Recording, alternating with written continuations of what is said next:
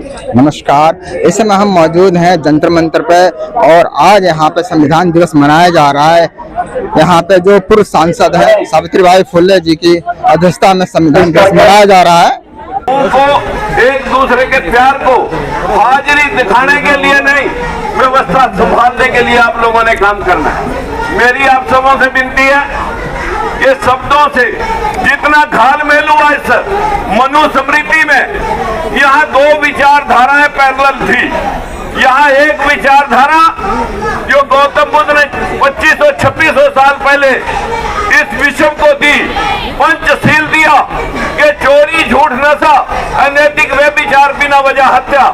अगर इन बातों को, इन कुरीतियों को छोड़ करके इंसान दूसरों के लिए काम करे, समानता के लिए काम करे, बराबरी के लिए काम करे, तो उसको लोगों ने महापुरुष कहा। जाने के बाद उसे भगवान का दर्जा दिया।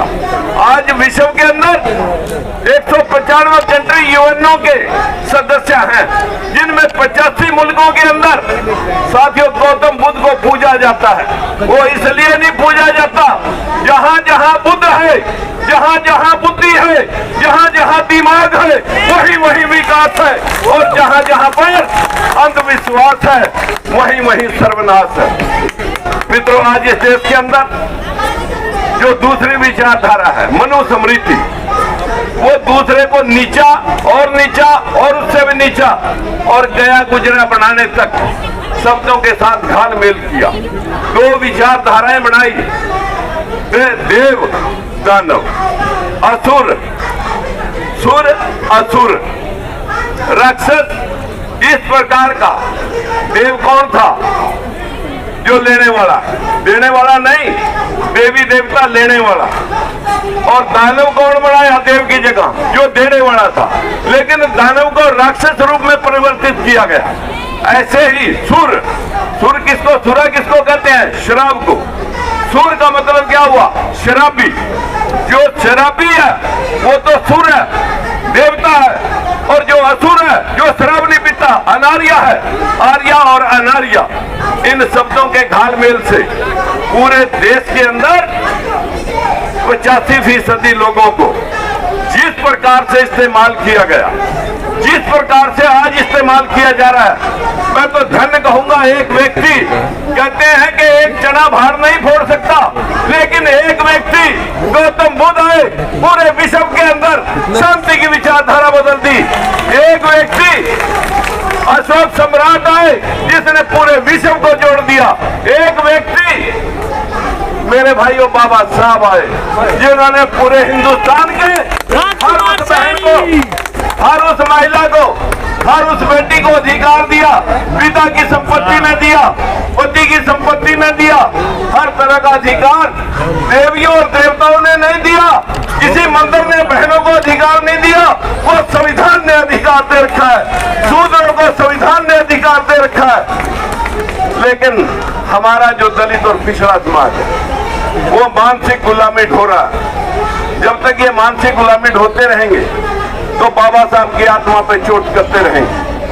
जिन्होंने कहा, बाबा साहब ने स्पष्ट शब्दों में कहा कि जब तक हम दान दे करके ताकतवर लोगों को और ताकत बनाते रहेंगे, अपने बच्चे को हम 4 दिन लगा देंगे एक कॉपी देने में, लेकिन मंदिर में 100 का या 500 का नोट पटकते हुए देर नहीं करते।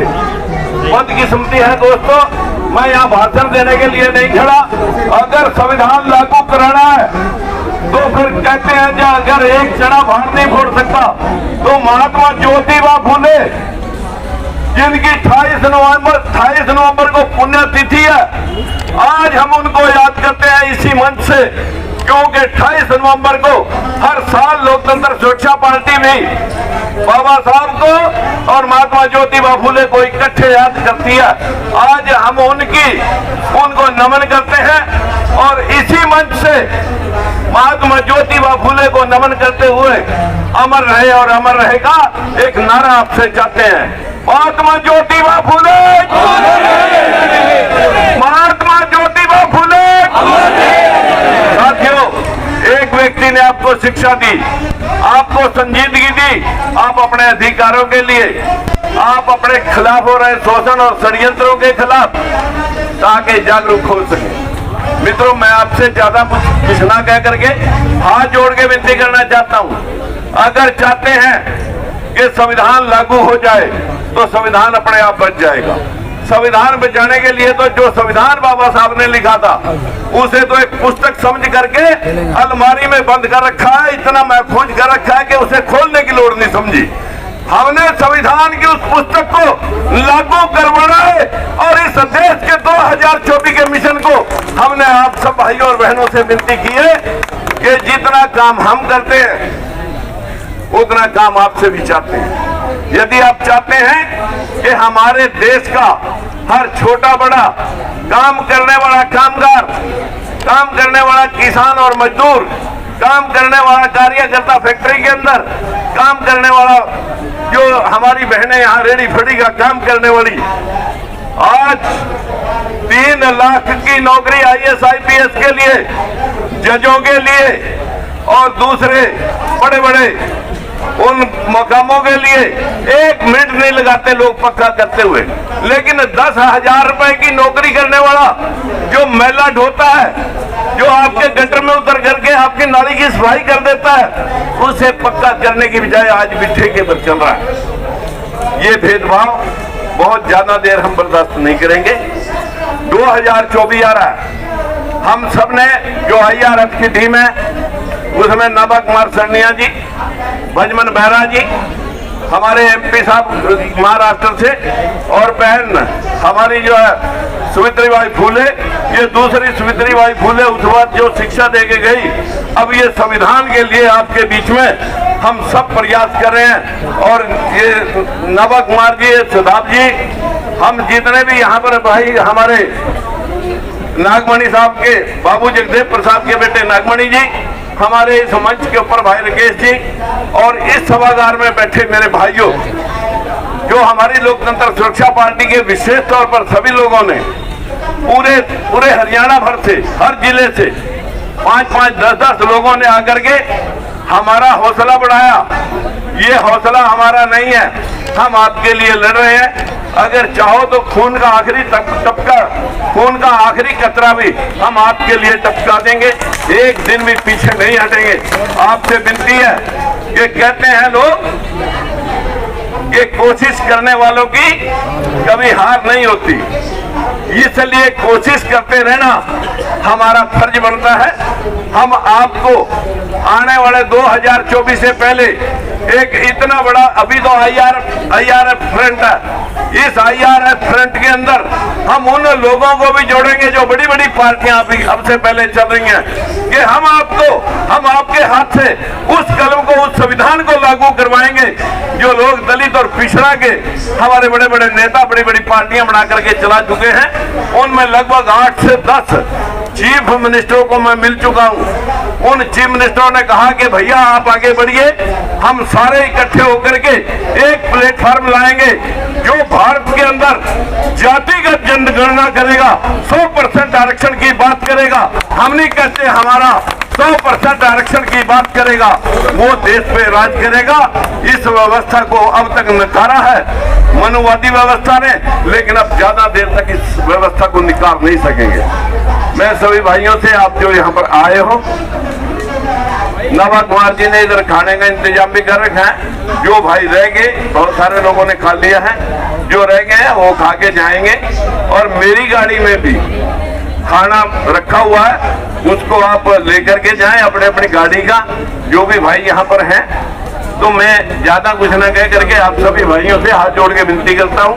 हम 5-10 MP यहाँ पर हाजिर हैं, हम 8-10 MP जो यहाँ पर अभी हमारे इलियास आजमी जी यहाँ से चले गए हैं, और हम 4-5 यहाँ पर मौजूद बैठे हैं। हमारी आप सभी से भी विनती है, हमारा प्रयास निरर्थक न रहे, हमें आपके कुशल चरणों की जरूरत हर समय है।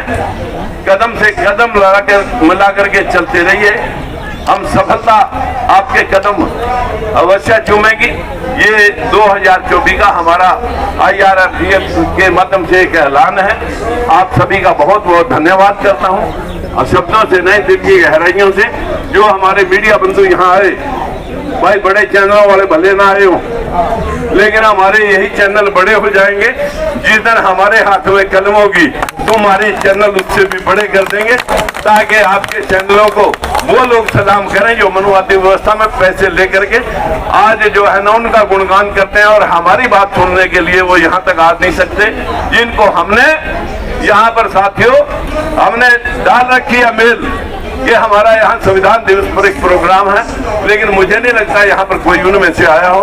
जो बड़े बड़े चैनल चलाते हैं उनको आपकी जरूरत नहीं, उनके चैनल बंद कर दो आप अपने दरवाजे से, उनकी खबर देखना बंद कर दो, अपने आप उनकी अडानी बंद हो जाएगी और वो बंद हो जाएंगे। और ये चैनल इनको आप देखो, ज्यादा है ज्यादा देखो। ये भाई जो चला रहे हैं सोशल मीडिया, इनकी हर बात को शेयर करो, लाइक करो और हर बात हर व्यक्ति तक पहुंचाओ। ये चैनल आपके चल पड़ेंगे और वो चैनल बंद हो जाएंगे। इन्हीं शब्दों के साथ मैं आप सभी का धन्यवाद करता हूँ। नमस्कार, जय हिंद। राजकुमार सैनी एक बार नारा लगा दें, एक नारा लगा दें, अपनी ताकत जितनी हो जिसकी जुबान में हो, ताकि सारे मीडिया चैनलों के पास चली जाए। इंकलाब जिंदाबाद। नहीं आया पूरी आवाज। इंकलाब जिंदाबाद। इंकलाब जिंदाबाद।